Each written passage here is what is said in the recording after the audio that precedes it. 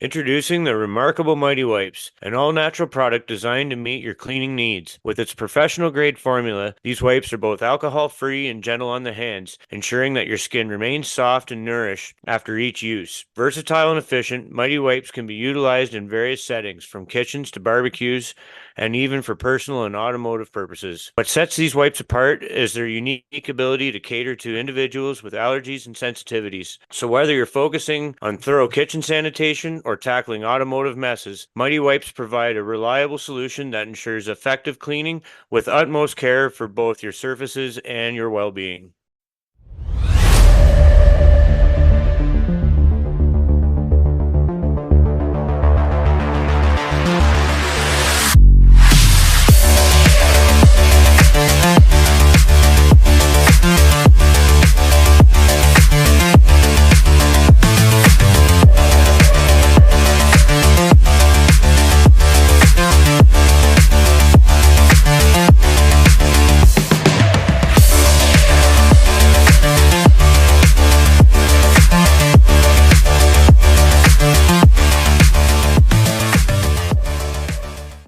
Hello, everybody. Welcome back to the Stickers and Scuffs podcast. Cam K, Great and Bun back with you.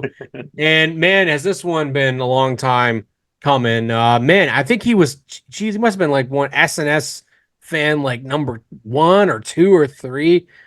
I think Great and right, like right from the beginning. He's one of the oldies. It's Donovan Price is finally here on the podcast. And man, this is cool because Donovan Price is actually one of the names. He doesn't even know this probably, but Donovan Price is one of the first names in Ontario racing that I knew because I believe he was on a broadcast at some point and they mentioned his name, and I knew automatically I know that guy. It's Donovan Price. And I want to say you raced at Mosport Speedway. Yes. Yes, I did. So 4 years. I think that's where I knew him from, was at Mosport Speedway. Mhm. Not that because he would have been in the programs that they used to give out. Because they used to talk about the weekly divisions out there. And yes, I am dating us quite a bit here, Donovan, because I don't think we do that anymore. But where did it all start for you, bud? Oh, it all started in Mosport days back in '97. My brother was crewing for a car, and then he built his own car, and I helped him for the first year. And then I said, you know what? I can't watch anymore. I got to go out there and race. So I started racing. I bought a Thunder car and started racing. Thunder cars were it, and Dan obviously is Cowboy Dan Price is Yep. your big brother. Yes, he's my big brother. He's your big brother. Now, he races on dirt right now, and you're racing on asphalt. What are you going to do the dirt at some point? Yeah, maybe when I put my big boy pants on and go have some fun. Why? You Why, can why bug me haven't we for a done it yet? while. I don't know. I guess I just have some unfinished business to do on the asphalt side. I'd like to win a feature in the Super Sox and Mhm. maybe go play in some dirt. And Donovan, you've been working dialing your car in, like the constant pursuit of speed. How's that going so far? I mean, this year we were just saying before we went on air that it's been a real battle trying to fight nature here to even really get cars dialed in, let alone race them, eh? Oh, it's been a struggle. Well, the first race of the year, I thought I had the setup good in the car. Mm-hmm. I went out. It was not bad, but then we had an off weekend, so I called up Scott Shaw and asked if he get my car in there to have a look at it. He looked at it, and we found a whole bunch of problems. We fixed them all, and then the next weekend we went out to the racetrack. I only had 2 practices and a heat race in there, and really can't get a feel for the new setup, but it was Right. 10 times better and a lot faster. So I'm looking forward to getting back on the track. It's been May since I've had a full night of racing. So it's done is really just whet your appetite and really just like fuel your fire to get out there and let her eat, right? Yeah, and it's made my wallet a little thicker with all the rain days. Yeah, I guess. I mean, it's the one thing that we can say is that, yeah, sure, it helps everybody out because no one's spending money going to the racetrack. But man, it's got to be a good experience for you guys being out there at Peterborough Speedway. Obviously, it's a track that's near and dear to both of our hearts. I mean, Graydon got his very first racing start at Peterborough. It was the first time I ever saw the Sportsman Series was out at Peterborough, and we used to go there all quite a bit when I was younger. And um, how do you feel the track's doing? You've been there for a couple years. It feels like this year has been actually a little bit better for counts. Well, this year I've noticed it seems like a lot more fans in the stands this year. Like opening night with the free admission, the stands were completely packed, ran out of food. The fan Wow. appreciation was the track was packed. It was awesome. And then the next race I was there, it just so happened to be double tuning night, but still the fans were there. We had the rain delays and they all stuck around. So it's been out of all the years I've been racing the last 5 years, I've been racing it a long time, but in the last 5 years, this time it seems like the track's getting a lot busier and you're seeing a lot more people coming out, a lot more of the kids getting excited and the parents getting excited for the kids to watch the races. So they bring the kids and all the promotional videos that Jeremy Kelly's doing for the track is Yeah. helping a lot too. So I think it's been really good. And that, like, as a driver, I mean, you just want to race, but I mean, when you look up from the track and you see the stands full of fans, I mean, it really kind of adds to it, right? It really makes you kind of pull your boots up tight and belt tight and really go at it and put on a show for a packed house. That's really got to feel good. It feels awesome when you go by the stands and you see like the place is just packed. But even if you go by the stands and you see like, say, if there was 15 people in the stands, I don't care because those people came to watch some racing. I don't know if Yep. they're there to watch me or not, but I'm still there to try to make a show. Totally. It's one of those things that we really Still weren't be the sure. show. Well, we weren't really sure though, right, Donovan? Like out of COVID, we really didn't know how things were going to be, right? Like there was some really questionable times at racetracks. I remember going to for some of the OSS races in 21, and it was we had like 6 bone stocks, right? And OSS had only 10 cars, and it was questionable every single week. But now you guys have a division. The super stock division right now is stacked. It's got Yeah, we got veterans. It's got we've got 10 tons of. full-time cars. Sorry. We have 10 cars now in the super stocks. Like they're there all the time, which some people say 10 cars, woohoo. But we have 10 cars that they're all quick Hmm. Yeah. and any of them can win. And it's entertaining. Well, and that's it, right? I mean, you guys have guys that have graduated, moved up, like Kyle Gordon, for a perfect example, moved up through the trucks program. He's now in super stocks with. He's already got a win, so yeah, we're gonna have to prevent that from happening again, right, Donovan? And you got Marley out there who's always competitive. Brad Laval, yourself, Clayton Reed, Paul But Boundy, yeah, like veterans and names that people know now. Yeah. But what is it that you guys need to take things to the next step? I, I don't really know. I know we changed the tires there to help out with the class. Like it was $800 per set of tires, and I bought them last year, and I'm still on them this year, and I'm just as quick. So that was a big thing. So it's helped the class a little bit. And Hmm. we have some other kid like we had a mini stock guy, Dylan Wills. He moved up to super stock this year, and he's making me feel really really old because I raced against his dad and his uncle back in Mosport. So, but it seems every year like we lose a couple cars and then we'll gain a couple. Hmm. Mhm. So, but it's racing right now, and everybody's after the COVID, and everybody's starting to get all their money back, and it's slowly building back up. But I'm happy as long as there's 10 cars and we all have fun and we're not wrecking each other. Then more people come out and try it. I think that's definitely it. And I have to ask you about this because I think that you were a part of a victory lane photo as well right away. And I don't know what it is about Peterborough, what you guys have done, but there is like 20 junior late models. Yes. How the heck have you guys done this? Because other tracks are not even close to 20. I think a lot of it is the old racers that have raced there, and Mhm. they've all had the kids, and the kids have been around the track their whole entire life.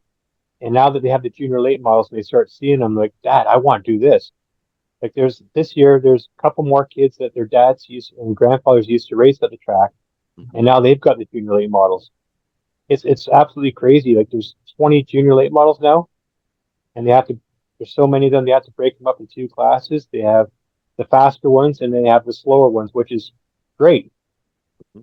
But that's absolutely crazy. Like I want to get my son into one, but he's just a little too big to fit in a junior late model. So we might have to try a bandolero or something for him. Well, that's the other thing that's kind of come in. And um, what's your opinion on those?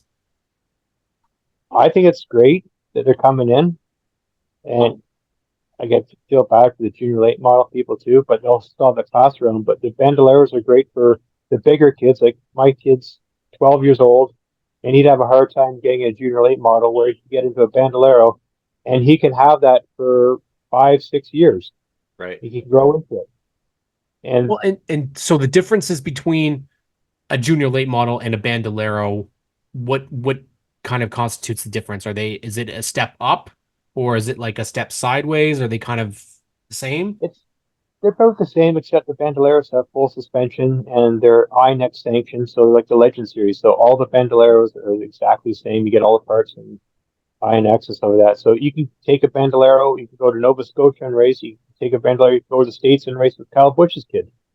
Like you just show up, and all the rules are the same. It's like a stepping stone for the kids to get into Legends. Right. Kind of Nice. like that actually.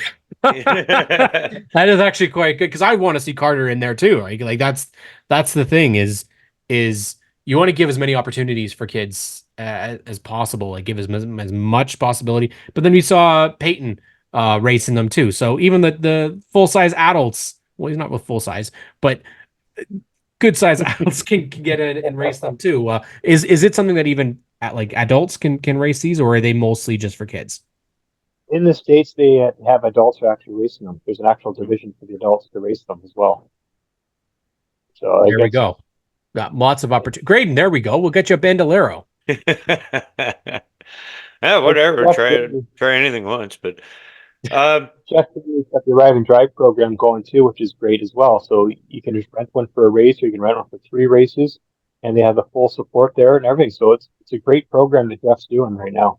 that's pretty cool. Jeff, when this is one of those things that I think they did something similar in the Legends a while back, and to have something like this for a class that's just starting out is great too. And I like the fact that you start off when you get a division that's got, maybe we'll have 6 to 7 to start off, and you build a little division around that, and you can still have the junior late models and have them run. You can do something where the junior late models are literally ages 5 to 10, and then the bandos are 12 to 16, right? Something Oh yeah, similar to that. and the bandoleros can follow the legends. Like there's a lot of guys that race the Right. legends where they have their kids and they can have the bandoleros follow them and they can race on the same age as their parents. So that's another plus side of it. Wow, that's pretty cool. Yeah, Yeah. nice family evening at the track where you can I don't know, just go Graydon. Might have to get some bandos for your boys, huh? Oh God, you got to talk to the other parent on that one. That's a whole other deal. Um, Donovan, as most people know, and if some of our viewers don't, athleticism, that's a big part of your life too, aside from the athleticism of driving. But talk about the kickboxing and how that sort of plays into your racing in terms of the mental game. Like that's got to be part of like help build your confidence all the way around. Just getting into some sort of a physically demanding sport aside from racing. Yeah, when I joined the True gym, contact sport. well, when I joined, started the kickboxing, I joined Durham Muay Thai, which is one of my big sponsors and supporters. I just joined it to lose some weight, and Mhm. then I lost a whole bunch of weight and got a lot stronger, and my cardio got better, and it actually helped my anxiety, believe it or not. Right. So like it's helped a lot of racing. Like now I can go out to do a 20 lap feature, which doesn't sound like a lot to some people, but you're burning like 2 to 3,000 calories in a 20 lap feature. That's right. And I can get out, I'm ready to go. I could do another one. I'm like before I just get out of the car and be exhausted and looking for water and be like huffing and puffing. But it's helped that, and it's helped my mind to relax my mind. And I'm especially on the track, getting ready to go to green, just take a deep breath and just like look around and like, okay, I'm ready to go. Where 5, 6 years ago, not a chance. And it's the same as when I'm fighting in the ring. Mm-hmm. I get my first fight, I was full of anxiety. And as I did more and more and more, I just get in the ring and just like, this is great because everyone's so relaxed and prepared for it. So it's just translate to the racing as well. And that's I just cool don't that want you can to, actually, like, you can put your finger on, like, tangibly say, like, 5 years ago, I'm not the same person, like, in the car or in the ring that you were then. And that's cool that, like, you can attribute your mental health and definitely your physical health to that. And that's definitely got to help when you're in the car. yeah, and I just want to keep the fighting to the ring and not on the track too. Yeah, there you go, too. It's discipline. So as long as it's on the front straight, it's okay. Well, and imagine that there's going to be those times at the end of the day, right? Like now you can you take your frustration out on what was after the race. You know, you can go do a session, a kickboxing session, and get out all that anger. And I guess, like I said, it'd be a massive release, like you said, like mentally and getting out any sort of frustrations with stuff that happens. And I imagine as a racer, having consecutive weeks where you don't get to race because of the rain would definitely be frustrating. Oh, it gets frustrating a lot. A lot. Yeah, I mean, right now, I don't know what the count is for rainouts this year, but I think Peterborough has beaten. Well, Sauble's up there, and so is Grand Bend. So for yourself, you've gotten yourself all hyped up. You're gonna go racing. You've worked on the car all week. What is the go-to then after? Is it going to Volt? Is it going to Oh, you know it. I'm going to Volt. So let's talk a little bit about this place because I have no idea where it's come from, but I've seen its favorite of the Peterborough crowd. Paul Boundy, yourself, the Stevensons were out there this past weekend. What is Volt Raceway? Well, Volt Raceway is an indoor electric go-kart track. They also have arcade, axe throwing, and pool tables. And the owners, took the kids to K1 one day, and it was like a 2 hour wait. So they said, you know what? We need one out our way. So he opened one up in Bowmanville. It's an awesome little track. Cool. Very technical, and it's a blast. Like my girlfriend says, I have a problem because I go there too much. So I'm only 10 minutes away from it. Well, I got to know then if Carter's raced you yet, who's faster? Obviously, his dad. I'm sure if I asked him, he'd say he was. Oh, don't ask him. He'd say, "Oh, my dad's slow." So,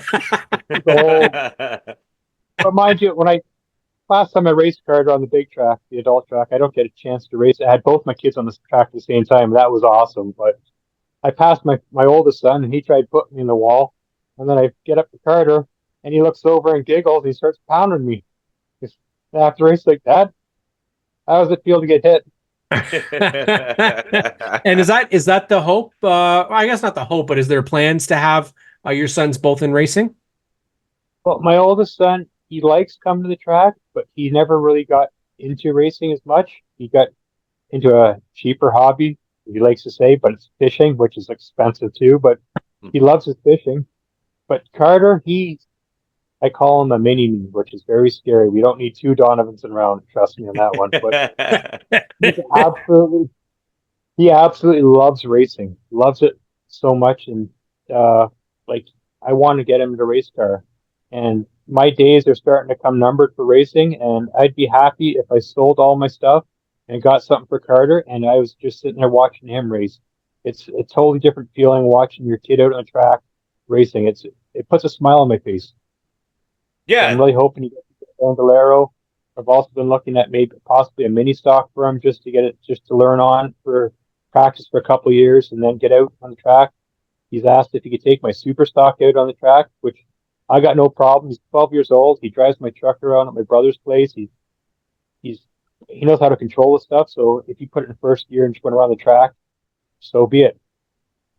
Nice.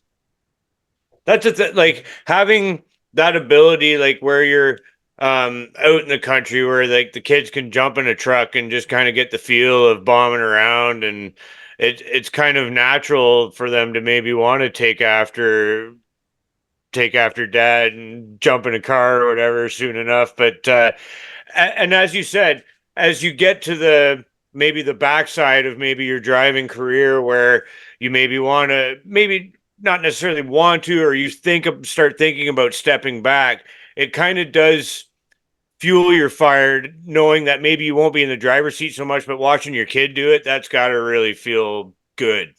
I mean, it would be a different kind of fire that's lit inside you, I think, eh? Yeah, I can't wait for his first time in a race car for his first race. Like, I'd probably be like crying. Yeah, I guarantee I'd probably be crying. I feel you on that for sure. Yeah, the kid just loves racing. He loves it. I get him on the radio sometimes for spotting, and I hear, "Hey, Dad, do you remember where the gas pedal is?" Chirping you on the radio. That's the best part, man. It's the chirps that they Probably one learn. of the best, he's probably one of the best 12-year-old chirpers around. Like, this kid is awesome. Nice. And we'll get to meet him on the weekend again. But can't met him once Yes. before. Around. Yeah. Yeah. Brother is something else. He I just remember that Carter got a hat, an SNS hat, year one, and he was over the moon excited about that. And he's got just so much enthusiasm when he's at, like, that's what you want. We as podcasters want to see is kids excited about racing. Like we talked about Peterborough, the atmosphere there is the kids are so into it. And that's so nice to see it. That's and what you got to have too to really and it's make not them want just to come back. it's not just the boys, it's the girls too. They have so many girls in the junior late models. I couldn't believe how many girls are signed up so far at Peterborough and continuing to race. And that's not even just in the junior late models. They've got them in you got them in bone stocks, in super stocks. I think you'd have to think that Marley Owen, Amanda Balson, these are girls that are playing a role in bringing the next generation in. I mean, we've definitely got boys that are interested in racing, no problem. But to see the girls coming out and being able to see that grow is awesome. And like you said, Peterborough, those promo videos that Jeremy Colley does, holy moly, Chef's kiss, friggin' beautiful. Every time I see one, I'm just like, I message him right away. I'm like, Jeremy, you outdid yourself again. And he's like, oh, thanks, man. Like, just he he's such a laid back guy, but he doesn't realize how much these videos have helped the track and got people to come there. Like, they're awesome, awesome videos. He's very You can passionate about tell. it. Yeah, you can tell his passion for it in the Yes. video. I mean, it comes through like it's I mean, some of them are just so powerful. Like, oh my Very. God. The Strawn, and then you add Corey Strawn on top of that, Mm-hmm. and all of a sudden you go, well, I had questions about Peterborough a couple years ago, and I'm going, well, look at this is exactly what we want to see. Every track needs to be doing this. You have to be promoting. And what was really nice is that they actually did featurettes on some of the drivers last year. Now, I'm waiting for my Donovan Price featurette. That's what I'm waiting for. They don't want the ratings to go down for that one. We did ask, I think that we had this question a while ago, but why the number 96? Well, originally I was number 90 when I first started racing because obviously my brother was 09. I was number 90.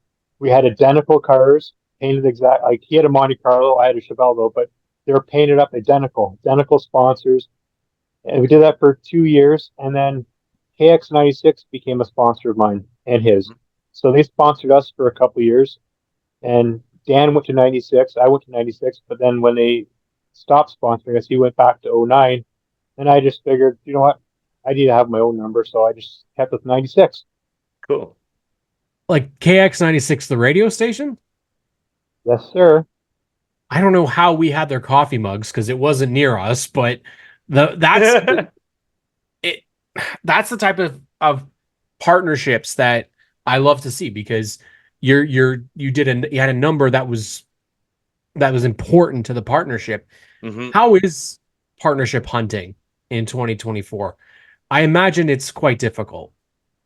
It is difficult. I just know, like, I ask so many people, send emails out, and I know that I'm always going to get the answer no back. So I'm prepared myself for that. And when I get a yes, I'm like, perfect, this is awesome. But it's a struggle. But I've had some, like Durham Muay Thai, they've helped me out for 5 years now. I've Hmm. had GFL, they've been with me for 4 years. And I've had a couple other people come and go, but sponsors, they're a big part, and they're tough to get now. It's not what you're going to do for me, it's what I'm going to do for them. And Hmm. that's what I tell all my friends. I said, summertime, you're going to get fed up with my Facebook posts because I'm plastering Facebook, Instagram, and TikTok with all my sponsors because that's what they deserve. Yep. They're helping me out. I got to help them out back. Yeah, you got to do it. That's right. When you started out, what was the racing scene like? Because we've heard you said like you started back 97. It obviously we're talking pre 2000s here. Was are we talking like the pits are full every week? We got Yes. no issues. We got issues making the show because there's so many cars. Well, when I started racing a ton of cars at Mosport, there was 25 plus cars a night. And Oh shit. that was, it was a hand, like, it was tough just to get top tens because the guys there were so good. And Mhm. then the late models were always packed. The Challengers back then, there were always tons of them. We had the open wheel modifieds; they were packed too. Like, it was because back then we had the Thunder Car, Challenger, late model, and modifieds. So we didn't have any of the other roller classes, but it was a packed house. Like, the pits would be packed. Hmm. And I did ask this question to many people already that done Thunder cars. Are you okay with the way that Thunder cars were phased out and super stocks became what they are? Yes and no. Like, I kind of like it back in '97, like, where everything is kind of simpler Hmm. and a little bit cheaper, but I understand that as time goes on, everything progresses. So you did have to have new technology and stuff like that. But I think sometimes I look back and, like, the super stocks might have got out of hand a little bit too much, but So it's for racing the way it is. for a guy that runs the super stocks weekly at Peterborough, the Daco super stocks were just there. Yeah. For you to participate in a Daco super stock race, what has to change to the car and or the budget? For me right now, the main thing would be changing the tires because Peterborough runs the recap tires and then the Daco series runs the American Racers. Hmm. So I'd be looking at, I don't know how much they are now, but they used to be like $1,100 or something for a set of tires. So that probably, like, tires and maybe just a few little setup changes to compensate for it. That'd be probably about it. So the main thing would be just tires. But there's guys that I could buy some used tires off of, but I feel if I'm buying used tires, I don't know how competitive it would be against the guys with the new tires. Hmm. Like, I had full plans of racing at Peterborough, but work got in the way of that. But you got to work to race, so I couldn't really say no. It's the truth. And Donovan, we don't have a ton of people that we can say supported us right from day one. We have a lot of people that have supported us in the time after, but for some reason, you decided that you wanted to support us right away, and um, we can't thank you obviously enough for being an SNS racer and being just a constant friend to both of us since day one. We were really kind of two nobodies coming into the racing scene, and now, you know, I think we've done okay. And that really leads us to thanking you for all you've done for us. And constantly being out there. I mean, you've offered you know, your trailer this weekend for us to drop our stuff in, and stuff like that. It goes such a long way. And I know one of these days we're gonna get Graydon to be racing out there at Peterborough. It's gonna happen. We're gonna try. I'm gonna try for autumn colors. That's what I'm hoping. We'll get him in for autumn colors. But yeah, oh Jesus, right. You have to stay away from the sauce all weekend. Yeah, I don't know if he'd be able to stay away from the sauce that weekend at all. No, not at all. Depends if the motivation's right or not. Yeah. Depends if Jay Wild's there or not, encouraging that. Yeah, that guy's a bad influence. Yeah, Jay Wild. Gotta behave yourself. But Donovan, this is the opportunity we do on every episode. We want to get you to shout out your partners. You did a couple of them earlier, so hopefully you have them all memorized. You've done enough. I got them on my phone. I'm prepared. Yeah, nice. All right, so this is Donovan Price's thank yous to again, can be just your partners, but also everybody that helps you out of the racetrack. Yeah. So I got Durham Muay Thai, and I got Homesmith Real Estate with Olivia Holmes, RacingCards.ca, GFL Environmental, Wilds Printing, JRB Engines and Performance. They put a big power plant under the hood of my car. I got my brother, Dan Price Racing, R&J Tires, Carbelt Pickering, Volt Raceway, Fastenal Oshawa. Good old Wade's helped me out. Yeah, Wade. Yeah. You know, Bounty Roofing. They've been very helpful and stuff like that. And Paul's daughter, Ava, she's just starting to race in the Bandolero, which is going to be awesome to watch. And that car looks really, really good. Nice. And Jomo Media, and obviously you guys, the Stickers and Scuffs. Oh, you did that pretty well, Grady. Well done. Yeah. Yeah, that sounds like a veteran out there. How can people follow along with your racing season on social media, Donovan? There's Facebook. There's like my own personal page, and there's Donovan Price Racing. And then there's Instagram. I think it's just Donovan Price. And TikTok is 96 Racer. 96 Racer. Make sure I watch it all the time. Donovan Price here on the Stickers and Scuffs podcast. Thank you so much for joining us. No problem. Thank you.